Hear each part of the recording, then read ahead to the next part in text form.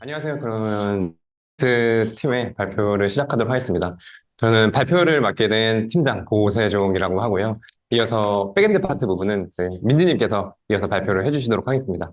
네, 저희 팀 발표 목차는 다음과 같은데요. 프로젝트의 개요하고 이제 구성 및 역할 그리고 어떻게 수행했는지 개발의 수행 절차 및 방법과 이제 프로젝트 구현 결과를 한번 공유 드리고요. 기술적으로 고민한 것들에 대해서 몇 가지 소개해드리면서 향후 계획 소개로 발표를 마치도록 하겠습니다. 주제 선정 배경인데요. 저는 우연히 이제 식사하는 자리에서 사장님과 이제 도매 업체, 이제 물류 직원분께서 하는 대화를 통해서 둘 사이에 고충이 있다는 점을 발견을 했습니다. 그래서 소상공인들은 이제 주류 수요와 자본 부족으로 인해 이제 공급에 어려움을 겪고 있고, 도매 업체는 재고 부담과 비용 문제로 이제 어려움을 겪고 있어서 이들 사이의 고충을 해결하기 위해서는 어떤 서비스가 필요할까 생각이 되었고, 다음과 같은 제 리크루트라는 서비스를 기획을 하게 되었습니다. 처음에는 이제 위스키와 와인, 그리고 주류라는 전통주를 모두 포함한 주류라는 컨텐츠로 기획을 했는데요. 이제 위스키와 와인 같은 경우에는 이제 이미 저렴하게 유통을 해주고 있는 유통업체들이 많았기 때문에 전통주라는 카테고리에 포커싱을 맞췄습니다. 그래서 전통주라는 카테고리 포커싱을 맞춤으로써 저희 기존에 파악했던 도매업체나 소상공인의 고충뿐만 아니라 이제 주류를 제조하고 있는 양조장의 고충 또한 파악할 수가 있었는데요. 네, 전통주는 이제 다른 주류에 비해 인지도가 낮았기에 이를 제조하는 양조장들은 해당 주류들을 이제 홍보할 수 있는 채널이 많이 부족했습니다. 그뿐만 아니라 이제 본 제조장에서 제조하는 주류에 대한 피드백 얻을 수 있는 창구 또한 없었는데요. 그래서 저희는 이 도매업체가 비용 대비 적은 수요로 인해 소량 구매는 대량 구매에 비해 단가가 높아진다는 이 고충과 이제 소상공인은 이런 도매업체의 사정을 알기 때문에 부탁해야 하는 입장으로서 이제 원하는 주류를 공급받을 수 없다는 이런 고충을 해결하기 위해 노력을 했습니다.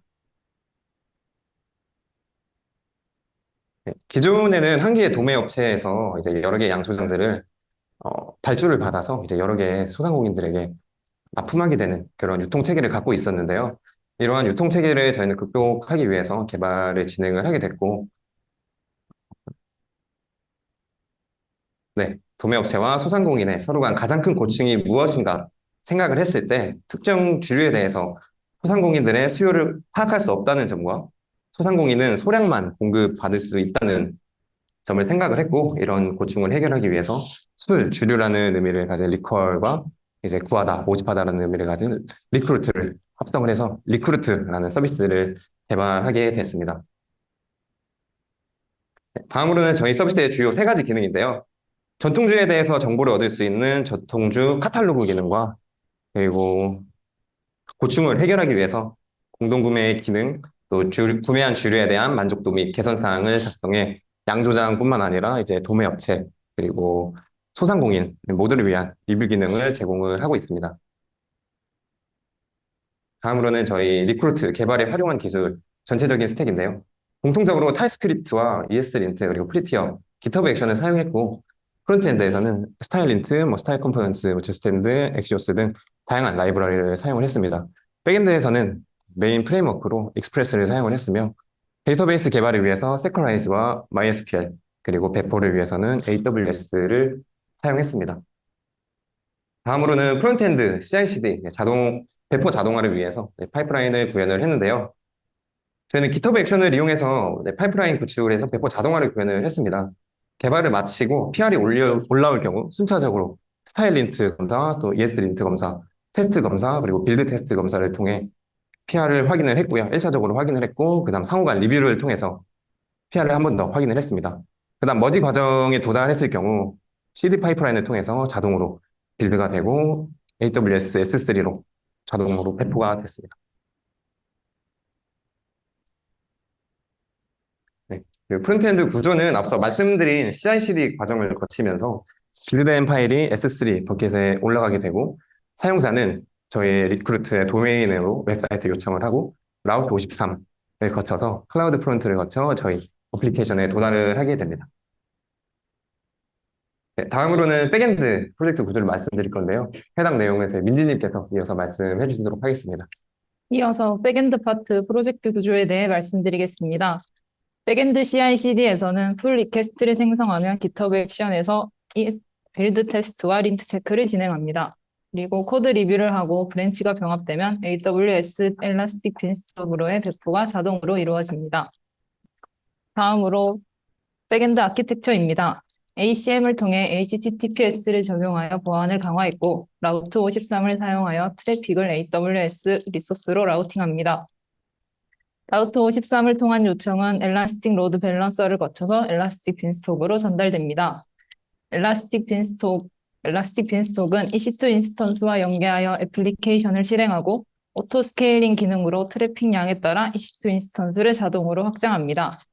그리고 애플리케이션에서 AWS RDS에 연결하여 데이터를 저장하고 관리합니다. 개발자는 RDS와 워크벤치를 연동해서 사용하였고 GitHub 액션을 통해 CI/CD 파이프라인을 구축했습니다. 네, 다음으로는 저희 팀원 소개를 해드릴 건데요. 프론트 팀에는 저를 포함해서 지민님과 주인님이 계시고, 많은 작업들을 했지만은 이 중에서 저희가 한 가지씩 가장 인상 깊었던 내용을 선정을 해봤는데요. 저는 전형 상태 및 퍼널을 이용해서 다중으로 이제 중첩된 모달을 어떻게 관리하는지에 대한 환경을 구현을 했고, 지민님께서는 CI/CD 파이프라인 구축과 이제 에러 핸들링을 통해서 안정적이고 효율적인 프론트엔드 개발 환경을 구축을 했습니다.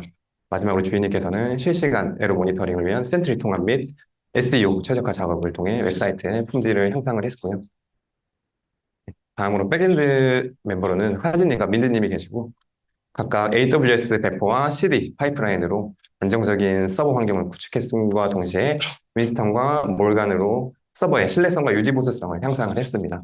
미들님 또한 토큰 인증 시스템 설계로 사용자 보안 강화 및 테스트 환경과 실시간 에러 모니터링 센트리 통합으로 안정성을 향상시켰습니다.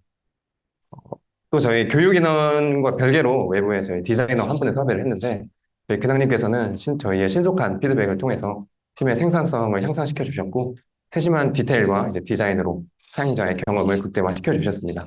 저희는 프로젝트에 있어서 애자일 방법을 도입을 했는데요. 네, 그 과정은 이제 매주 월요일에 스프린트 계획을 하고 어떤 기능을 구현할 것인지 계획을 짜고 이제 각자 파트별로 개발을 진행하고 이어서 API 연동과 테스트, 배포 과정을 거치며 이제 배포 과정을 거쳤을 때는 이제 그 다음 주 월요일이 되더라고요. 그래서 그 월요일 날 같이 그 전 주차에 이제 스프린트에 대한 리뷰를 나누고 또 스프린트 계획을 세우면서 저희 오늘까지 반복을 해왔습니다. 프로젝트 로드맵으로는 총 5개 스프린트가 있었는데요. 서비스를 기획하고 설계했던 첫 번째 스프린트를 시작으로 각 스프린트마다 이제 기능들을 계획을 하고 구현을 진행을 했으며, 네, 마지막으로 이제 QA를 진행했던 마지막 스프린트를 이어서 오늘 프로젝트를 마무리를 했습니다. 네, 이어서 저희 프로젝트에 구현했던 내용들을 말씀드리도록 하겠습니다. 네, 가장 먼저 이제 서비스를 이용하기 위한 회원가입인데요. 저희 서비스는 소상공인과 이제 도매업체들이 이용하기 때문에 특정 유저를 상대로 이제 회원가입을 진행을 했었어야 됐습니다. 그래서 첫 번째로 이제 본인 인증을 위한 AWS SNS 서비스를 활용해서 휴대폰 번호 인증을 진행을 했고요. 그래서 회원가입하는 유저가 정말 이제 업체인지 확인을 하기 위해 네이버 클로버의 OCR을 활용해서 이제 가입하는 사용자의 사업자 등록증을 이미지로 받아서 검증을 진행을 했습니다. 다음으로 이제 업체의 정확한 주소를 얻기 위해서 다음에 포스트 코드 API 또한 이용했습니다. 네, 왼쪽은 소상공인이 가입하는 경로고요. 우측은 이제 도매업체가 가입하는 경로입니다. 소상공인은 이제 업종 카테고리 또한 네, 추가로 선택을 할 수 있습니다.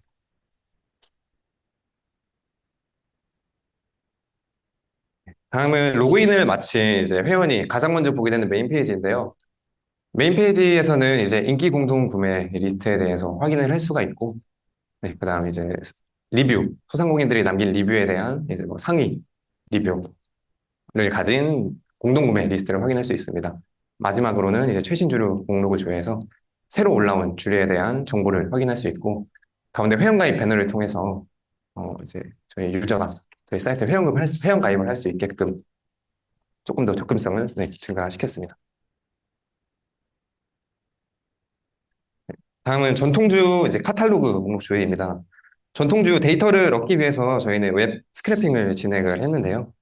이렇게 웹 스크래핑을 통해서 수집된 데이터를 저희는 가공을 해서 이제 카탈로그화 진행을 했고, 검색과 카테고리별 조회 기능을 추가했으며, 좌측 메뉴를 통해서 도수 및 평점, 필터링 기능 또한 이용할 수 있습니다.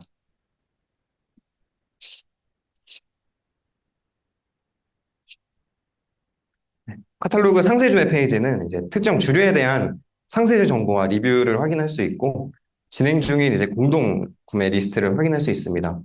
만약에 소상공인이라면 해당 주류에 대해서 공동 구매를 요청해달라는 버튼을 이용해서 진행을 할 수가 있고요. 도매업체는 이제 해당 페이지에서 요청된 우측에 현재 몇 명이 요청했어요 라는 문구를 확인해서 공동 구매를 오픈할지에 대한 여부를 확정 지을 수 있습니다.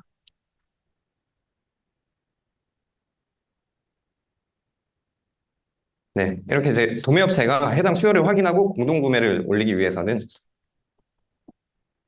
마이페이지 내부에 이제 버튼을 통해서 공동 구매 오픈을 할 수 있는데요. 공동 구매 오픈을 하기 위해서는 제품을 가장 먼저 검색을 해야 되며, 이제 배송 가능한 기간이나 이제 공동 구매를 언제부터 언제까지 될 것인지에 대한 날짜 정보와 시간, 그리고 이제 무료 배송은 얼마까지 구매를 할 경우 줄 수 있는지에 대한 정보를 정확히 기재를 해야 됩니다.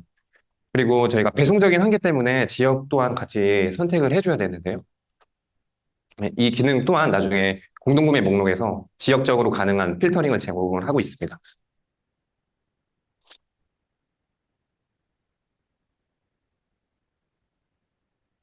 그러면 이제 소상공인들은 오픈된 공동구매에 참여하기 위해서 이제 공동구매 목록 조회 페이지를 이용해서 목록을 확인을 할 수가 있는데요.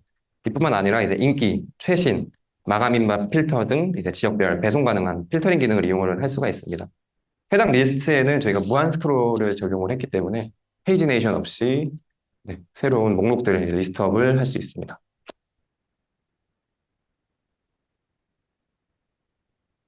다음으로는 공동구매 상세 조회 페이지인데요. 도매업체에 대한 정보를 조회를 할 수가 있고, 도매업체가 이제 설정한 주문 기간, 배송 예정일도 확인을 할 수가 있습니다. 만약 소상공인이 해당 공동구매에 참여하고 싶다면 소상공인은 우측 하단에 이렇게 수량을 입력을 하고 아래 구매 신청하기 버튼 한 번의 클릭으로 간단하게 신청을 진행을 할 수가 있습니다.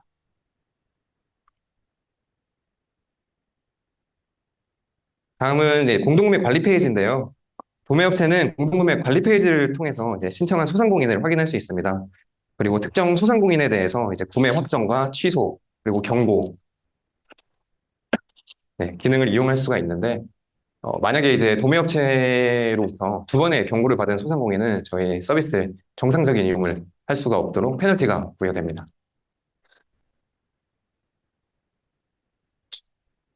네, 다음은 리뷰 기능입니다. 소상공인이 이제 별탈 없이 제품을 납품을 받았다면 해당 주류에 대해서 리뷰를 남길 수가 있는데요. 해당 리뷰는 이제 앞서 말씀드린 것처럼 양조장에서도 이제 피드백 기능으로도 활용을 할 수가 있고, 도매업체에서도 이제 해당 리뷰를 통해 소상공인의 반응이 어떤지 살펴보고 이제 공동구매를 오픈할 수 있는지에 대한 여부를 확정을 할 수가 있습니다. 뿐만 아니라 소상공인 입장에서는 해당 주류에 대해서 이제 공동구매 신청을 망설이는 분들이 계실 텐데요. 해당 관점에서도 소상공인, 제 도매업체, 양조장 세 가지 모두에 대해서 네, 피드백을 제공할 수 있는 리뷰 기능입니다. 네, 다음으로는 저희 그 몇 가지 기술적으로 고민한 것들을 소개시켜 드리려고 하는데요. 우선 프론트에서는 센트리와 에러 바운더리를 활용을 했습니다. 이렇게 활용을 해서 에러 핸들링을 진행을 했는데요. 저희는 이제 개발 중에 에러 핸들링 과정에서 다음과 같은 몇 가지 문제들을 발견했습니다. 첫 번째로 개발자마다 이제 다른 에러 핸들링 방식을 가지고 있고, 또한 탱스택 쿼리를 사용함으로써 명령형 방식으로 에러를 처리했다는 점, 그리고 에러 원인 파악에 많은 시간을 소비했다는 점, 그리고 네트워크 에러나 서버 에러 등 예측할 수 없는 에러를 핸들링하기 부족했다는 점이 문제로 있었습니다. 네, 첫 번째로 저희가 이제 예측할 수 없는 에러에 대해 대응하기 위해서 센트리를 도입을 했는데요. 센트리를 도입함으로써 어플리케이션 전반에서 발생하는 에러의 발생 시점과 상세 정보를 실시간으로 추적하여 에러의 원인을 쉽고 빠르게 파악할 수 있었습니다. 다음으로 에러 바운더리인데요. 에러 핸들링을 위해서 저희는 에러 바운더리를 활용을 했습니다. 에러 바운더리는 이제 컴포넌트 트리 내 자식 컴포넌트에서 발생하는 에러를 캐치하고 해당 에러로 인해 이제 어플리케이션이 중단되지 않도록 도와주는 기능을 제공을 하는데요. 이뿐만 아니라 선언적 프로그래밍을 지향하는 리액트에 알맞게 선언적으로 에러를 핸들링할 수 있다는 장점도 있었습니다. 다음은 에러 바운더리를 적용하기 전과 후의 코드의 캡처본인데요. 에러 바운더리를 적용하기 전에 에러가 발생한 상황에 대해 어떻게 처리해야 할지 코드를 명시적으로 작성하면서 명령형으로 에러를 핸들링을 했었습니다. 하지만 추후 에러 바운더리를 적용하면서 해당 로직을 컴포넌트 내부에서 제거를 할 수가 있었고 이제 선언적으로 에러를 핸들링할 수 있었습니다. 다음으로는 이제 SEO 최적화 문제를 저희가 직면하게 됐는데요. SEO 최적화를 진행하기 전에 이제 몇 가지 문제가 발생했었습니다. 인덱싱 인식 문제와 초기 로딩 속도 저하, 그리고 페이지 깊이로 인한 크롤링, 그리고 메타 태그 관리에 어려움이 있었습니다. 저는 이를 해결하기 위해서 첫 번째로 리액트 헬멧을 적용을 했는데요. 리액트 헬멧은 이제 각 페이지마다 고유한 메타 정보를 설정할 수 있어서 SEO 및 소셜미디어에 공유를 했을 때 미리 보기 페이지를 제공하는 등 네, 다양한 기능을 제공을 했고 리액트 헬멧을 적용한 결과 저희 라이트하우스에서 SEO 부문 92점이라는 게 높은 점수를 달성할 수 있게 됐습니다. 또한 저희 검색 엔진 최적화를 위해서 프리 렌더를 사용을 했는데요. 프리 렌더를 사용을 해서 클라이언트 사이드 렌더링의 한계인 페이지의 콘텐츠들을 크롤링하지 못해 검색 엔진에 노출되지 않는다는 한계를 개선을 했습니다. 프리 렌더러는 이제 웹 서버와 검색 엔진 크롤러 사이에 위치해서 크롤러가 방문을 했을 때 자바스크립트를 미리 실행하고 HTML을 제공을 하는데요.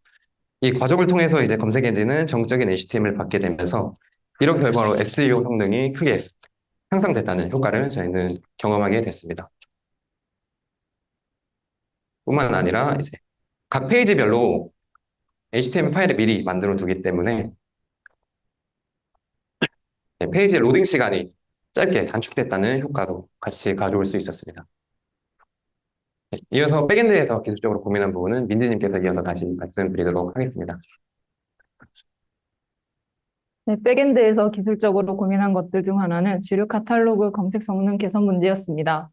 전통주 목록주 웹페이지에는 주류 이름 검색 기능과 리뷰 평점 정렬 기능이 있습니다.